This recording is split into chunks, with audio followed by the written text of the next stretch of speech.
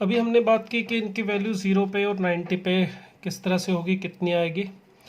0 पे साइन की value 0, cos की वैल्यू 1, उसी तरह से सेक की वैल्यू 1, टेन की वैल्यू 0, कॉट और कॉसेक यहाँ पे नॉट डिफाइन आ रहे थे, और इसी तरह से हमने 90 डिग्री पे भी बात की। ठीक है, इसके साथ साथ आपको ये भी बता दूं कि ये जो वैल्यू यहाँ पे 0 डिग्री पे आ रही है, अगर यहाँ पे थीटा 0 है, अगर मैं एक चक्कर पूरा और लगा के यहाँ पहुँच जाऊँ तो फिर दोबारा यहीं पर होगा, मतलब 0 डिग्री भी यहीं पर है। 2 पाई रेडियन, या जिसे आप 360 कह सकते हो, वो भी यहीं पर है। 4 पाई भी यहीं पर होगा, 4 पाई यानी 720। नेक्स्ट 6 पाई भी यहीं पर आएगा। 6 पाई का मतलब, जैसे 2 पाई का मतलब एक चक्कर लगा के यहाँ पहुँचे, 2 पाई का मतलब 2 चक्कर लगा के यहाँ पहुँचे, 3 पाई का मतलब यहाँ पे पहुँचे, इस तरह से। तो 0, 2 पाई, 4 पाई, 6 पाई, ये सभी वैल्यूज़ यहीं पर ही होंगी। ठीक है, तो ये जितनी भी वैल्यूज़ हमारे पास होंगी उस जगह पर हम जहाँ पर खड़े हैं, ए और बी की वैल्यू यही रहेगी, 1 और 0, और ए और बी की वैल्यू यही रहेगी। तो इसका मतलब यही वैल्यू इन जगह पर भी रहेगी। ये जगह का मतलब आप इसको बोल सकते हो 2n pi, n belongs to integer. ठीक है, n 0 रखोगे तो देखो 0, 1 रखेंगे 2 पाई, 4 पाई, 6 पाई, सभी यहीं से आ रहे हैं। इसका मतलब आप यहाँ पर एक बात और बोल सकते हो कि ये जो 0 है सिर्फ साइन 0 की वैल्यू नहीं है, ये साइन 2n पाई की वैल्यू है। ठीक है, इसी तरह से 1 सिर्फ कॉस 0 पे नहीं होता है, कॉस 2n पाई पे, यानी कि 2 पाई, 4 पाई, 6 पाई, सब जगह पे ये कॉस की वैल्यू यही रहेगी। इसी तरह से इन सब के बारे में भी ये बात बोल सकते हैं। ठीक है, और इसी तरह से यहाँ पर जैसे ये वैल्यू 90 डिग्री थी, π/2 भी बोल सकते हो इसको, 90 डिग्री भी बोल सकते हैं। ठीक है, आप यहाँ पे घूम के आएंगे तो 2 पाई और ऐड हो जाएगा, फिर और घूम के आएंगे 4 पाई ऐड और कर दीजिए, यानी कि इसमें प्लस 2 पाई करूँ, यानी कि π/2 प्लस 2 पाई, या जिसे आप 5 π/2 बोल सकते हो। 2 चक्कर लगा के आओगे तो π/2 प्लस 4 पाई, तो भी यहीं पर पहुँचोगे। या आप इसको ऐसे कह सकते हो कि π/2 प्लस 2n पाई, तो यहीं पर पहुंचेंगे। तो ये वैल्यू जो है हमारे पास, इसको ऐसे भी बोला जा सकता है 4n प्लस 1 π/2, एलसीएम लेके सिंप्लीफाई किया। तो यह 90 का मतलब सिर्फ 90 डिग्री ही नहीं है।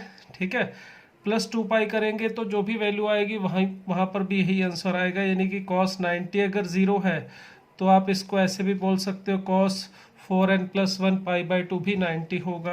यानी सिंपल सी बात है, आप किसी भी जगह पर कोई भी वैल्यू लेंगे, चाहे आप 0 पे ले रहे हो, चाहे आप 90 पे, या है आप किसी और पॉइंट पे ले रहे हो। ये सपोज करो एंगल थीटा है, अगर आप ये कह रहे हैं कि इस पॉइंट पी के लिए ये एंगल थीटा है, तो ठीक एक चक्कर पूरा और करने के बाद यहीं पर पहुंच जाएंगे।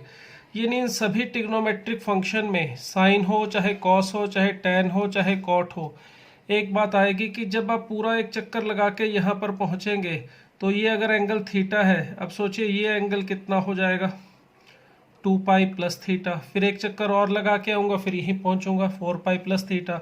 उसके लिए पॉइंट पी के कोऑर्डिनेट तो नहीं बदलेंगे, वही रहेंगे ए और बी। तो इसका मतलब हम कह सकते हैं कि कॉस हो, चाहे साइन हो, चाहे टैन हो, सब के लिए ये बात है कि थीटा प्लस 2n पाई करें। अगर 2n पाई मतलब n यहाँ पे इंटीजर है, ये सिर्फ कॉस के लिए नहीं है, लिख कॉस के लिए, और साइन, कॉस, टैन सभी ट्रिग्नोमेट्रिक फंक्शन के लिए रूल है। तो यहाँ पर ही वापस वही वैल्यू आ जाएगी जो थी, साइन के लिए भी यही बात है, कॉस के लिए भी, टैन के लिए भी। ठीक है, 2n pi plus theta is equal to sine 2n pi plus theta sine theta, और ये सेम है तो इन्हीं से तो सेक कोसेक कॉट आते हैं। तो ये सभी वैल्यूज़ अपने 2 पाई इंटरवल के बाद सेम वैल्यू देंगी, ये श्योरिटी है। ठीक है, अब चलिए हमने 0 डिग्री पे बात कर ली, 90 पे बात की, अब इन पॉइंट्स पे भी थोड़ा सा और देख लेते हैं, फिर इसके बीच के पॉइंट्स के बारे में भी बात करेंगे। ये जो पॉइंट है इसको आप देख सकते हो, इसके कोऑर्डिनेट -1, 0, ये 0, -1। ठीक है, यहाँ पर और यहाँ पर भी चलिए बात करते हैं। ये जो पॉइंट है हमारे पास, ए हमने चलो इसको नाम दिया, ये बी, इसे सी लिख देता हूँ और इसे डी लिख लेते हैं। अब अगर हम सी पॉइंट की बात करें तो देखेंगे ज़रा सी के ऊपर थीटा की वैल्यू कितनी है। ये घूम के आएंगे तो ये एंगल है हमारा पाई, तो पाई यानी 180 डिग्री, पाई रेडियन में, और 180 डिग्री डिग्री के अंदर है। तो इस केस में थीटा की वैल्यू है हमारा पाई रेडियन, या कह सकते हो 180 डिग्री, एक ही बात है। ठीक है, अब यहाँ पर देखिए इस पॉइंट का जो y कोऑर्डिनेट होगा और x कोऑर्डिनेट, ये a और b जो है हमारे पास, ये cos थीटा और sin थीटा है। तो cos थीटा की वैल्यू कितनी आ रही है, a यानी कि -1, और sin थीटा की वैल्यू कितनी आ रही है, b दैट इज 0। ठीक है, तो ये sin थीटा और cos थीटा मिल जाए तो बाकी सभी बस इसी से मिलेंगे। sec थीटा की value 1/a which is again -1। cosec theta लिखना चाहूँ तो 1/b 1/0 नॉट डिफाइन। ठीक है, उसी तरह से tan थीटा और cot थीटा भी लिख सकते हैं। tan थीटा हो जाएगा हमारा b/a दैट इज 0, और cot theta a/b which is not defined. Clear? तो इस तरह से इस पॉइंट पे जो वैल्यू है हमारे पास वो आप इस तरह से देख सकते हो। और सिमिलरली अगर हम डी पॉइंट के ऊपर बात करना चाहें तो डी पॉइंट पे देखिए, इस पॉइंट के लिए अगर आप इस तरह से घूम के आते हैं, डी पॉइंट की बात करूं, यहाँ से चले यहाँ पहुँचे। ठीक है, तो इस केस में थीटा जो है वो 270 डिग्री है। ठीक है, या इसको 3π/2 भी बोल सकते हैं। Theta is equal to 270 degree या 3π/2 रेडियन। और इस पॉइंट पे अगर x और y कोऑर्डिनेट देखेंगे तो a और b की वैल्यू देखिए 0 एंड -1 है। a यहाँ पे x कोऑर्डिनेट 0, b का मतलब y कोऑर्डिनेट -1 है। तो cos थीटा यानी कि a की वैल्यू यहाँ पर कितनी होगी, 0। sin थीटा मतलब b की वैल्यू कितनी हो रही है, -1। ठीक है, इसी तरह से आप बाकियों के बारे में भी बता सकते हैं जो आपके ये बचे हुए ट्रिग्नोमेट्रिक फंक्शन है। तो मेन चीज़ आपको हर एक पॉइंट पे आपको अगर साइन कॉस टैन की वैल्यू बतानी है तो बस उस पॉइंट के ऊपर आपको चाहिए एक्स और वाई कोऑर्डिनेट। ठीक है, और अभी जैसे आपको बताया जो वैल्यू यहाँ पर है पाई पे, ये पाई है, यहाँ पे थीटा की वैल्यू, तो पाई पे जो वैल्यू है वही सेम वैल्यू आपकी 2π और आगे चले जाओ यानी कि 3π के ऊपर, ये जो c के ऊपर होगा at c, theta is equal to pi था तो 3π भी यहीं पर होगा, 5π भी यहीं पर होगा, 7π भी यहीं पर होगा। तो ये जो वैल्यूज़ हैं हमारी कॉस और साइन की जो पाई पर आ रही थी वही 2π प्लस ऐड करने पर यानी कि 3π पर भी उतनी ही वैल्यू मिलेगी। कॉस की वैल्यू पाई पे, 3π पे, 5π पे, 7π पे क्या मिलेगी, -1। साइन की वैल्यू देखेंगे तो पाई, 3π, 5π, 7π पे कितनी मिलेगी, 0। तो इस तरह से भी आप बता सकते हो। नेक्स्ट हम चलो इसके बीच में किसी पॉइंट पे बात करना चाहें तो वो भी देख लेते हैं। तो चलिए इसके बीच में बात कर लेते हैं 45 डिग्री पे। चलिए ये एंगल है π/4 रेडियन या 45 डिग्री। अगर p यहाँ पर है तो इस केस में हम कैसे फाइंड आउट करेंगे p के कोऑर्डिनेट या cos थीटा और sin थीटा की वैल्यू। इसके लिए देखिए इस पॉइंट को हमने m नाम दिया था, ये एंगल हमारा 90 डिग्री होता है। अब देखिए ट्रायंगल के तीनों एंगल का सम कितना होगा, 180 डिग्री। ये 90 है, ये 45 है, तो ये भी कितना होगा, 45 यानी कि π/4। अब देखिए ये जो ट्रायंगल है ये बन गई है हमारी आइसोस्केलस, तो इसका मतलब ये दोनों की लेंथ बराबर होगी। ये a और ये b था, तो इसका मतलब इस केस में c के लिए एट p क्या होना चाहिए, a is equal to b, यानी इस पॉइंट के कोऑर्डिनेट आएंगे a, यानी b की वैल्यू भी a आएगी। कितनी होगी ये कैसे पता करेंगे, देखिए ये पॉइंट इस सर्कल के ऊपर है जिसकी समीकरण है, जिसकी इक्वेशन है x² + y² is equal to 1। अगर आप ये दोनों वैल्यूज यहाँ पे रख दें तो क्या मिलेगा, 2a² is equal to 1 that is a² is equal to 1/2। तो यहाँ से a की दो वैल्यूज मिल रही है +-1/√2। बट हमें दिखाई दे रहा है कि ये जो पॉइंट P हमने लिया है ये फर्स्ट क्वाड्रेंट में है, तो फर्स्ट क्वाड्रेंट में है तो इसका मतलब इस पॉइंट का x कोऑर्डिनेट जो है पॉजिटिव ही होना चाहिए। तो a की वैल्यू आप 1/√2 ही ले सकते हैं P के लिए। ठीक है, तो इसका मतलब P पॉइंट के कोऑर्डिनेट आ जाएंगे 1/√2, 1/√2। तो देखिए ये थीटा था हमारा 45, तो अगर हम इस पॉइंट P की बात करें तो at theta is equal to π/4 यानी कि 45 डिग्री, यानी कि एट P की बात करें तो cos थीटा एक इक्वल, ये हमारा पॉइंट होता है a, b, तो cos थीटा यानी कि cos 45 की वैल्यू कितनी आ रही है, 1/√2। और इसी तरह से साइन 45 डिग्री की वैल्यू भी कितनी आ रही है 1/√2। तो इसके बीच में भी इस पॉइंट पे निकाल सकते हैं। चलिए एक वैल्यू और निकाल के दे देता हूँ आपको, उसके बाद बाकी वैल्यूज़ आपको मैं सीधा टेबल बना के दूंगा, आप याद रख सकते हैं। वैसे तो याद भी होंगे, आप 9th क्लास में उसे यूज़ करते आ रहे, सॉरी 10th में। अगर हमें चलिए एक जगह और बात करनी है, 60 डिग्री पे ढूंढ लेते हैं। चलिए 60 डिग्री पे cos 60 और sin 60 की वैल्यू कैसे आएगी। तो सर्कल है हमारा वही x² + y² = 1। अब ये जो पॉइंट P है हमने इस तरह से ले लिया कि ये एंगल हमारा है 60 डिग्री, ठीक है, ये P। ये सर्कल का रेडियस है 1 और ये भी 1 है, ठीक है। ये पॉइंट A लिख लेते हैं। अब हमें इस पॉइंट के कोऑर्डिनेट ढूंढने हैं, क्योंकि इस पॉइंट के जो कोऑर्डिनेट होंगे उससे हमें cos θ यानी cos 60 और sin 60 की वैल्यू मिलेगी। तो इस पॉइंट के कोऑर्डिनेट ढूंढने के लिए देखिए हमने यहाँ पे ऐसे परपेंडिकुलर ड्रॉ कर लिया। इस पॉइंट को हमने नाम दिया हुआ है M, अब भी वही लिख लेता हूँ, ठीक है। अब इसको ढूंढने के लिए देखिए मैं क्या करता हूँ, यहाँ पे इसको ज्वाइन कर देता हूँ। अब देखिए ये जो लेंथ है हमारे पास ये 1 है, ये भी 1 है, ठीक है, और ये एंगल 60 डिग्री है हमारे पास।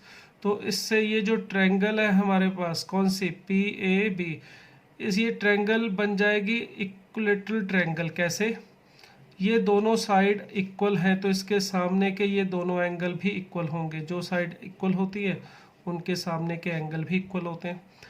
मगर ये 60 था तो इन दोनों का सम बनता है 120 और दोनों इक्वल हैं तो ये भी कितने होंगे 60 डिग्री और ये भी 60 डिग्री। तो ये आइसोस्केलस ट्रायंगल हो जाएगी, तो ये भी 1 हो जाएगा, ये तो 1 था ही, ये 30 हो जाएगा और ये भी 30।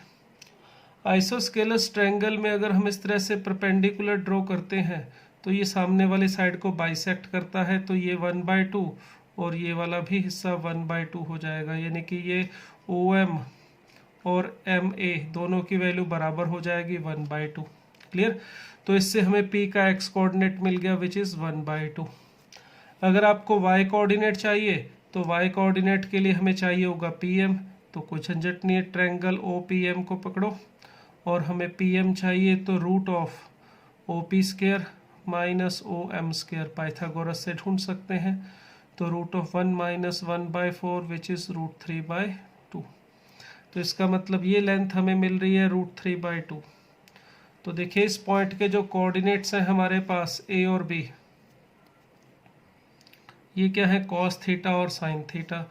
तो देखिए cos थीटा का मतलब इस केस में एट P, थीटा हमने लिया है अब 60 डिग्री, तो cos थीटा का मतलब cos 60 डिग्री की वैल्यू किसके इक्वल होती है, A के, कितनी आ रही है 1/2, और B यानी कि sin थीटा sin 60, और ये कितने मिल रही है √3/2। तो इस तरह से आप सारी वैल्यूज़ ढूंढ सकते हो। सिर्फ एक्यूट ही नहीं, ऑब्ट्यूस एंगल पे भी आप जा सकते हो। ऑब्ट्यूस एंगल पे जाना है तो देखिए यहाँ पे चले जाता हूँ, जैसे मुझे चाहिए 120 डिग्री पे, तो 60 आगे चला गया, देखिए मैं, और 60, ये पॉइंट को नाम दे देता हूँ चलो Q, ठीक है। अब मुझे Q के लिए ये जो एंगल दिखाई दे रहा है ये है 120, 60 तो पहले था, हम 60 और आगे चले गए तो 120 है। तो अगर ये 120 ले रहे हैं हम, तो यहाँ पे देखिए डायग्राम को बना लेते हैं थोड़ा और। ये 60, ये भी 60, तो टोटल हो गया 120, तो ये वाला एंगल कितना आ जाएगा 60। अब अगर इसी तरह से मैं इसे ज्वाइन कर देता हूँ इसके साथ, ये B पॉइंट नाम दे लेते हैं, तो ये भी ट्रायंगल बिल्कुल इसी तरह से आइसोस्केलस ट्रायंगल बन रही है, क्योंकि ये भी 1 है ये भी 1 है, तो ये दोनों एंगल भी इसके सामने के इक्वल होने चाहिए। तो वही राम कहानी जो इसमें लगी थी वो इसमें लगा देते हैं। परपेंडिकुलर ड्रॉ करेंगे तो ये सामने वाले साइड को बाइसेक्ट करेगा, तो ये 1/2 होगा। इसको कुछ नाम दे देते, M लिखा था, चलो इसको N लिख देता हूँ, तो ये भी 1/2 होगा। अब इस पॉइंट का ये जो लेंथ है, ये लेंथ तो n/2 है, मगर x कोऑर्डिनेट क्योंकि पीछे की तरफ आ रहा है ओरिजिन के, तो इसका x कोऑर्डिनेट होगा -1/2, ठीक है। अब इसी से ये माइनस, ये जो लेंथ है इसको हम फाइंड आउट करेंगे। तो जैसे अभी फाइंड आउट की थी इस ट्रायंगल में, ये 1/2 और 1 था, तो ये √3/2 है, थी सेम ये लेंथ भी हमारी √3/2 ही आएगी। तो इस पॉइंट के जो कोऑर्डिनेट आ रहे हैं वो -1/2 एंड √3/2 ये मिल रहे हैं। सॉरी। तो इस पॉइंट Q के लिए देखिए, एट Q हमारा थीटा था 120 डिग्री, क्लियर। तो अब इस पॉइंट के लिए A का मतलब कॉस थीटा की वैल्यू, कॉस थीटा का मतलब कॉस 120 की वैल्यू कितनी आ रही है, A की वैल्यू -1/2। इसी तरह से B था हमारा sine theta which is sine of 120 degree, और ये हमें मिल रहा है √3/2। तो ये जितनी भी वैल्यूज़ हम लिखते हैं टेबल बना के आप यूज़ करते थे, वो सभी वैल्यूज़ यहीं से आई हुई हैं, ठीक है। तो ये ट्रिग्नोमेट्रिक फंक्शन का ओरिजिन है, और भी हम बहुत सारी प्रॉपर्टीज़ अब बनाएंगे वो सारी इसी से ही आई है।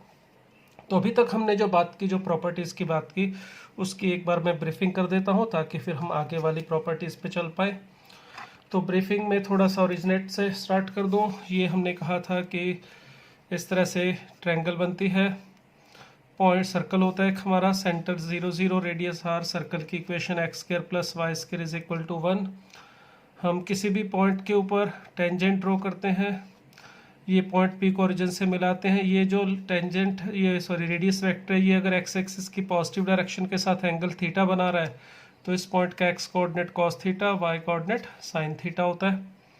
फिर अगर हम इस तरह से टेंजेंट ड्रॉ करते हैं तो टेंजेंट इस एक्स एक्सिस को जहाँ पे कट करेगा वो हमारा पॉइंट Q होगा, उसके कोऑर्डिनेट होंगे सेक थीटा, 0, और यहाँ से कॉसेक थीटा, 0, कॉसेक थीटा। अब यहाँ पे ये जो लेंथ आती है, ये लेंथ का मैग्नीट्यूड, ये टेन थीटा का मोड होता है, लिखा टेन थीटा है वैसे, क्योंकि टेन थीटा तो पॉजिटिव और नेगेटिव कुछ भी हो सकता है अकॉर्डिंग टू पॉइंट P की पोजीशन। मगर इस लेंथ की बात करोगे तो ये मैग्नीट्यूड होता है टेन थीटा का, और इसकी लेंथ की बात करें तो कॉट थीटा का मैग्नीट्यूड होता है। मगर टेन थीटा और कॉट थीटा की वैल्यू पॉजिटिव नेगेटिव कुछ भी हो सकती है।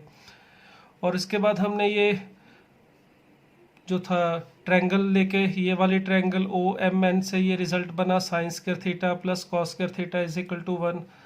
POQ से ये रिजल्ट बनता है tan² थीटा + 1 = sec² थीटा, या कई बार ऐसे भी लिख सकते हो sec² थीटा - tan² थीटा = 1, और ये दूसरे वाला रिजल्ट बना। इस पॉइंट की पोजीशन के अकॉर्डिंग फर्स्ट क्वाड्रेंट में भी हो सकता है, तो इसमें A और B पॉजिटिव है, तो इस वजह से सारे ट्रिग्नोमेट्रिक फंक्शन पॉजिटिव वैल्यू लेते हैं इसके रीजन में। थीटा अगर फर्स्ट क्वाड्रेंट में है तो साइन कॉस टैन कॉट सभी पॉजिटिव होंगे। सेकंड क्वाड्रेंट में A पॉजिटिव और B नेगेटिव, A नेगेटिव है, x कोऑर्डिनेट नेगेटिव है, y कोऑर्डिनेट भी पॉजिटिव है, इस वजह से A का मतलब cos theta negative, sine theta positive. इसी तरह से बाकियों के बारे में बता सकते हैं। और इससे हमने एक रूल बनाया, आफ्टर स्कूल टू कॉलेज, यानी कि all function S sine positive इसमें, और साइन का रेसिप्रोकल कॉसेक भी पॉजिटिव, ठीक है, ये दोनों यहाँ पे पॉजिटिव होंगे। और इस वाले रीजन में, थर्ड वाले में जब आएंगे तो यहाँ पर cos theta tan theta positive हो रहा है, और कॉट थीटा भी पॉजिटिव है, और बाकी दोनों नेगेटिव है। और नेक्स्ट फोर्थ क्वाड्रेंट में अगर जाते हैं तो उस केस में देखिए A पॉजिटिव और B नेगेटिव होने से यहाँ पर कॉस थीटा पॉजिटिव आता है और सेक थीटा पॉजिटिव आता है, और बाकी सारे नेगेटिव आते हैं। तो ये कौन से क्वाड्रेंट में कौन पॉजिटिव होगा, कौन नेगेटिव होगा, इसके बारे में हमने बात की। फिर उसके बाद हमने बात की इसमें इन पॉइंट A B C पे थीटा की वैल्यू के बारे में, ठीक है। तो ये सारे पॉइंट्स हमने डिस्कस किए, दिखा देता हूँ। अभी हमने जो बात की थी ये हमने A और B पे बात की, ठीक है। 0 डिग्री पे इनकी वैल्यू, 90 पे, 180 पे, 270 पे, इन सब की वैल्यू को किस तरह से फाइंड आउट किया गया है। और इसके अलावा सिर्फ 0, 90, 180 ही नहीं, किसी भी और पॉइंट पे आप थीटा की वैल्यू ढूंढ सकते हो। जैसे यहाँ पे 45 पे हमने बात की, 60 पे भी बात कर सकते हैं, 30 पे भी बात कर सकते हैं, सभी जगह पे हम इसकी वैल्यू ढूंढ सकते हैं, ठीक है। तो ये हमने कुछ पॉइंट्स इसमें ध्यान रखे, पढ़े। अब इससे आगे कुछ प्रॉपर्टी और ये जो रिजल्ट्स हम आए थे इनके बारे में और आगे बात करते हैं।